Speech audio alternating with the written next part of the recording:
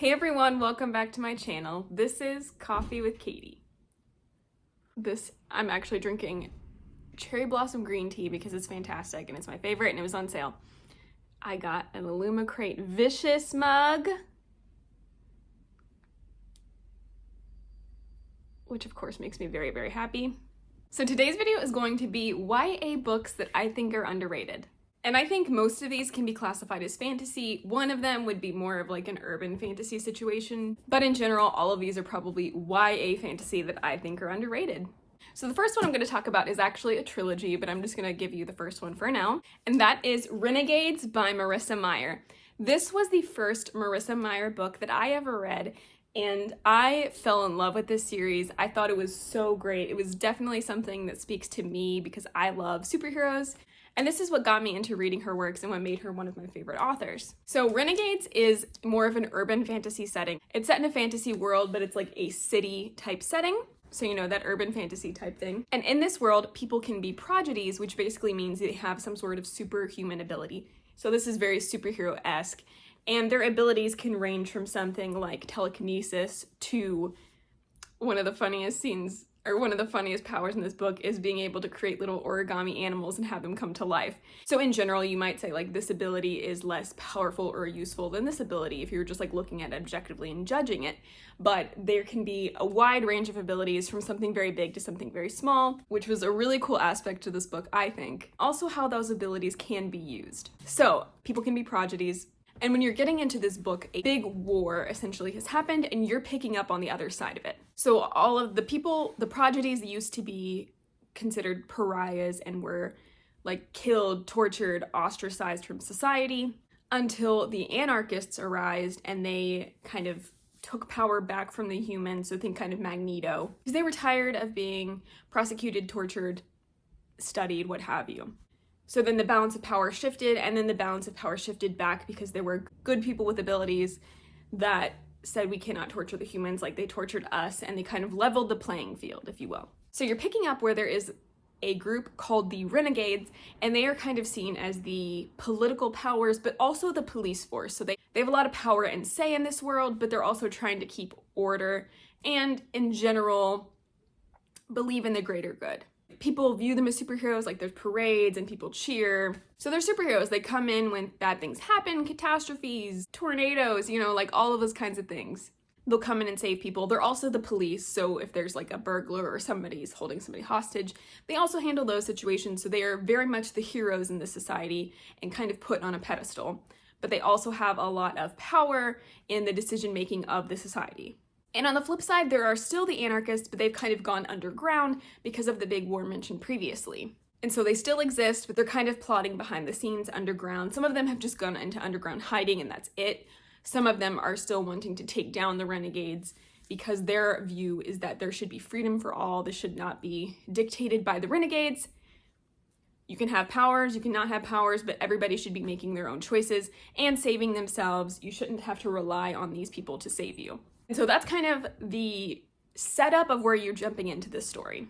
And you're following two different perspectives. You're following a perspective of Nova, an anarchist, and Adrian, a renegade.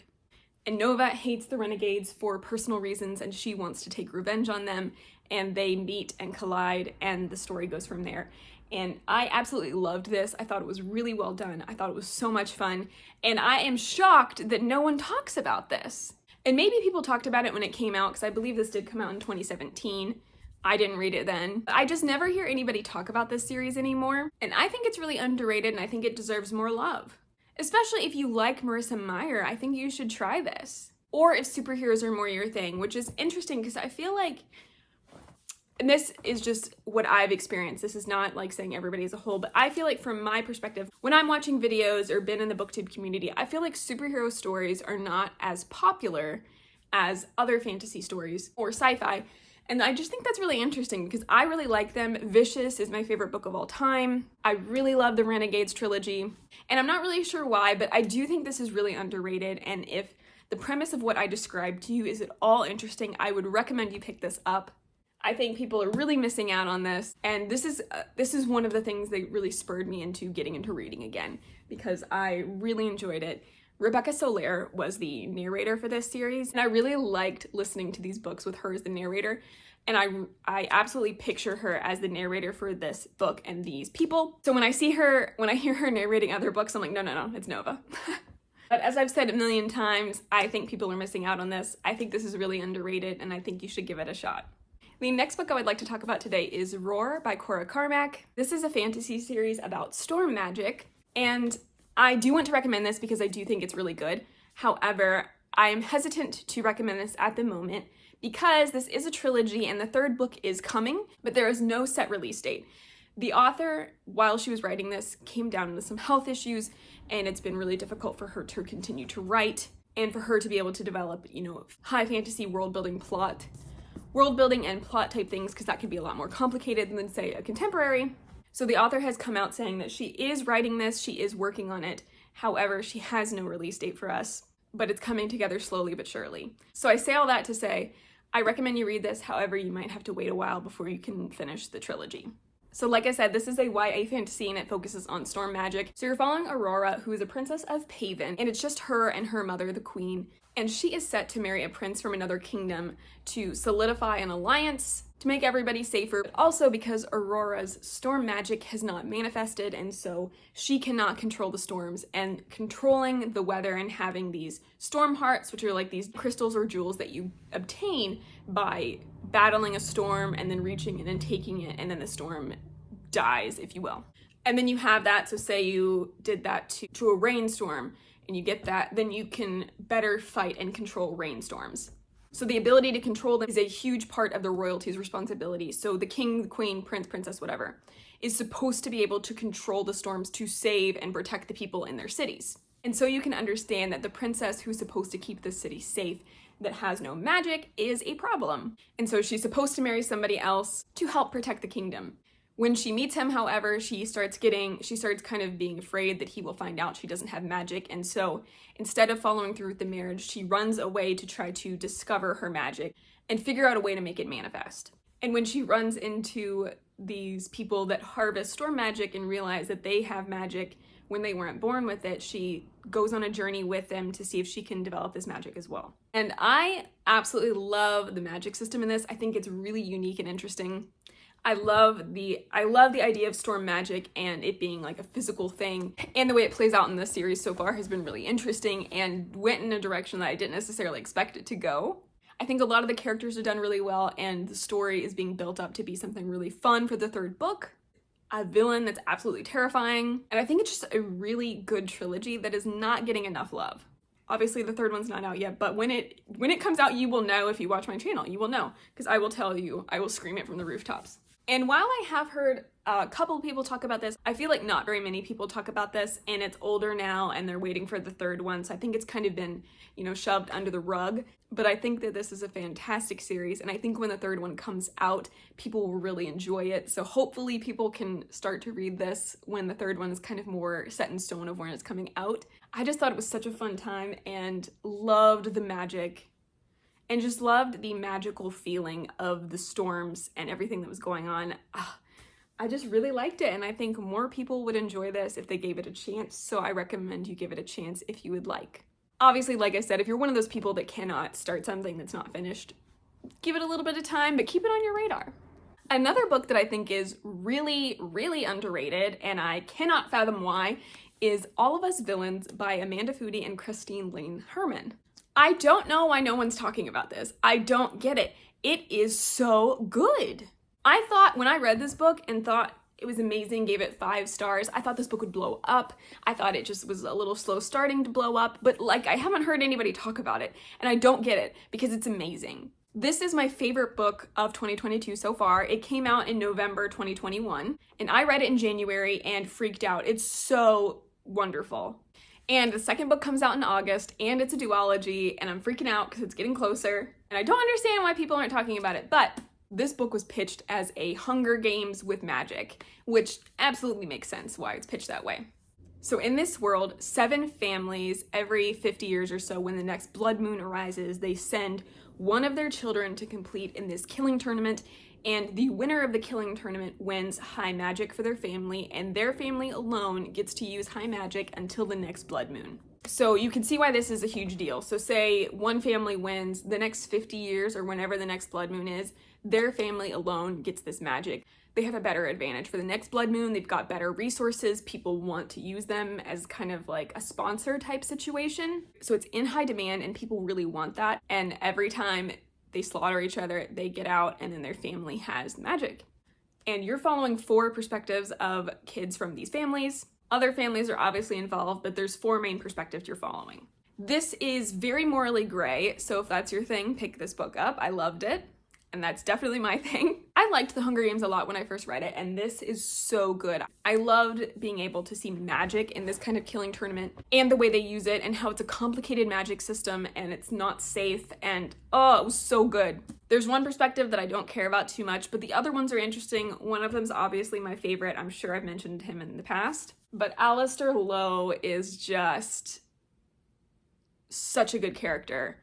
So deep. I love following him. Some of my favorite quotes from this book are from his perspective, and it's just so good. One of the things that's also really cool about this book is you get little snippets of their like history book as you're going through, and you just get to see the characters having to come to horrible decisions where they're trying to survive or they're trying to break the system, and it's just all so good. And I'm very anxious to get to book 2, which, like I said, comes out in August. So if you like morally gray stories, you like magic systems that are really scary but cool, you like the Hunger Games or killing tournaments, or at least the sound of them, I would absolutely recommend you pick this up because I think you will love it, and you'll be able to finish the duology this year. So please pick this book up. I will shout it from the rooftops. Please pick this book up. If you like Vicious, read this book. I feel like this next book is the most hesitant I'm going to be about one of these books that I'm trying to recommend and say it's underrated. And that's simply because I have no idea if this book series will ever be finished or ever continue, which is really sad and it breaks my heart. So just keep that in mind. Maybe go into this thinking that it's a standalone and that you won't get answers because we have no idea if we're gonna get more. But that is House of Dragons by Jessica Cluess. Now, I know there's a lot of controversy surrounding her from 2020 and she's kind of been canceled, whatever. I've mentioned this on my channel before, but I separate art from artists, and that's what we're doing today. So I kind of understand why not everyone is talking about this book, so this is kind of one of those weird ones. But I really liked this book. So House of Dragons, first off, this cover is great with all these swords. You follow 5 different houses, and the ruling houses all have dragons, and the children of these houses all have dragons. So when the emperor dies, these 5 houses get a call, and one of the children with their dragon are called to compete to be the next emperor, to take control of the dragon throne. And the idea is that they're all supposed to kill each other and compete in this tournament until one survives, and they are the emperor. And I feel like that's what you need to know going into it. I feel like anything else would spoil stuff. The dragons in this were magnificent. I loved them as characters. It's again kind of like a killing competition type situation, but not everything they do is killing. Some of it's magic, some of it's logic, some of it's speed. It depends on kind of what they're doing at the time, what the competition is. So they're not just like going into arena and just slaughtering each other. They're competing in different rounds of things to see who will win overall. And they're living in the same like mansion villa together, so it's not like they're at each other's throats the whole time, but they are competing against one another. There's characters that are just like good at heart. There's characters that just want to survive. There's characters that want power. There's characters that believe that they are entitled to this, and there's characters that just want to make good choices. And it was a really fun ride, and I think a lot more people would enjoy this. One of the characters that I really enjoy makes the hardest, most horrible decisions to where you're like, as a reader, kind of horrified. This is a gruesome book. It doesn't necessarily pull punches, and it was setting up to be a really crazy second novel, which we don't know if we're ever going to get. I've tried to look up news for this so many times because the next one was supposed to be called War of Dragons. If you Google it, you will find it, but it'll say it's coming out in like 2027, and I don't even think that's accurate. So I don't know if this book's gonna continue at all, which is sad, but hopefully it does. But anyway, if you can push past that this may never be finished and just leave the cliffhanger at the end as a cliffhanger and that's it, I think you should read this book because the dragon elements are fantastic. The competition elements are interesting. You're following 5 different perspectives, so all the different characters bring something different to the table. There's like an underlying sinisterness with politics and the leading forces. and just the overall lore of like the Emperor and how all of this happens. It was just so interesting, and no one talks about this. Again, maybe because of controversial reasons, so maybe this isn't necessarily the most underrated thing, but more so just not talked about. But I thought it was really good, and I really liked it, and I really hope we get a conclusion. But if not, I will still talk about this book. So those are all the books that I'm gonna talk about in today's video. If you liked this video and would like me to do a part 2, I would love to do that for you. Just let me know in the comments down below, or give this video a thumbs up. Hopefully this gave you some ideas of some books to check out, or encouraged you to pick up some books that you've been kind of hesitant to in the past. Hope to be able to give you more recommendations for underrated things in the future, and would love to know any books that you think are underrated that you think I should read. But alright everyone, that is it for today's video, so please like this video if you liked it, subscribe if you want to, and I will see you next time. Stay safe and caffeinated. Bye.